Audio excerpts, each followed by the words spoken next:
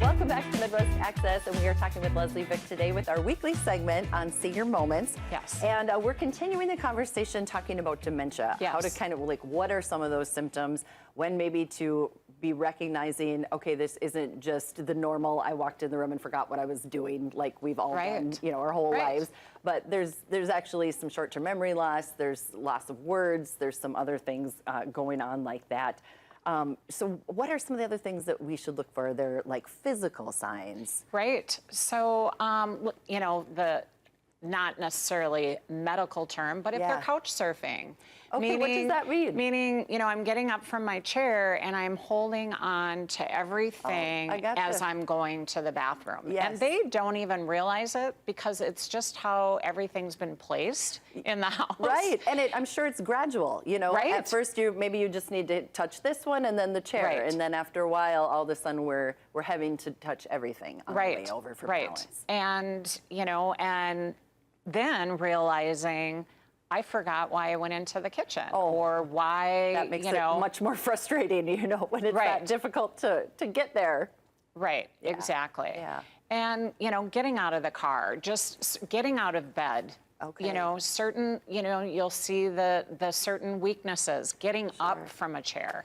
Which is really difficult. You know, that can be really, there is something that becomes really difficult at times, and it makes me think I need to make sure I'm doing those squats every day.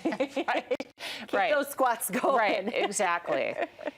How about like basic commands? You know, things like that.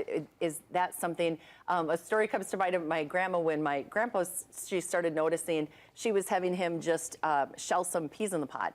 And he couldn't remember how to do it. And, you know, she kind of got after him, I think, at first. He was like, what are you doing? And then she realized, oh, wow, okay, no, he's actually forgotten how to do this. And, and so things maybe like that are something that normally, no problem. Everyday thing. And again, you can kind of see that frustration in them because they know, in a way, this seems familiar. Just like, I know this is my daughter. But I don't know her name. And then you know, realizing, oh, I don't have a daughter. So again, those are all just, you know, signs that you can see it progressing. And it is kind of easy for us to want to say, oh, that this was just a one-time thing, or oh, they just forgot for a second. But I think what I'm hearing is maybe if you notice those things, even if you think it might not, it might be okay. May as well have it checked out. And just see if we're heading down that dementia road. Exactly. And just, you know, forgetting what keys are, or you know, you'll be able to tell, you know, as a caregiver or, you know, being around your loved one that things are changing and things don't make sense. And then go to the doctor and you can actually have an assessment. Okay. And then they can help you out and see if, you know, is this actually a thing, or are we just being hard on mom today? And they do a whole line of questioning and, you know, do that questioning and don't shame them. They're not telling them, nope, you got that wrong. There's no big check marks. They want They're to just assessing. Correct. Okay. And work with that person. And, you know, doing some basic things every day to kind of just keep our mind exercising, Maybe you can't read anymore, but you could do some word search. Or, you know, just kind of change up maybe some of the skills that you always could do. Maybe you're doing larger print. Maybe you're, you know, watching different TV programs that you normally, you know, didn't really watch before.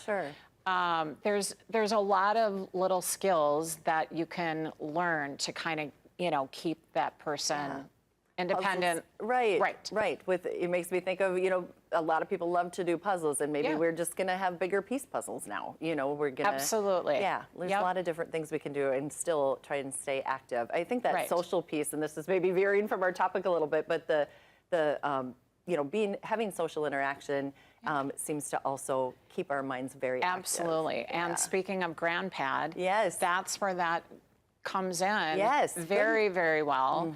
And there's a lot, there's, you know, music. Music can be very soothing for a lot of people. And there's, you know, different pictures and videos that you can look on there. And, you know, maybe that is more for somebody who is more further along in their dementia, but those little things can help that suffering that they may be feeling. Things are happening and they don't really understand. No, that's a really good way to put that, because it is suffering, and it is very frustrating, you know, just thinking of that for a minute. If you know, you put yourself in their shoes, I mean, I think I'll be kind of ornery. Right. I'll be pretty mad. Right.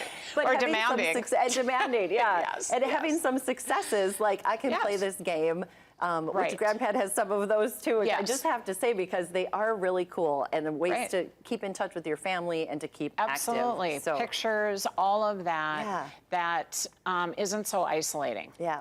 And so Grandpad is a really cool iPad that is built just for seniors. And so you can go to grandpad.com and see that information on our website as well to check that out. And we'll have to talk about that another time too. There's always so many things to talk about.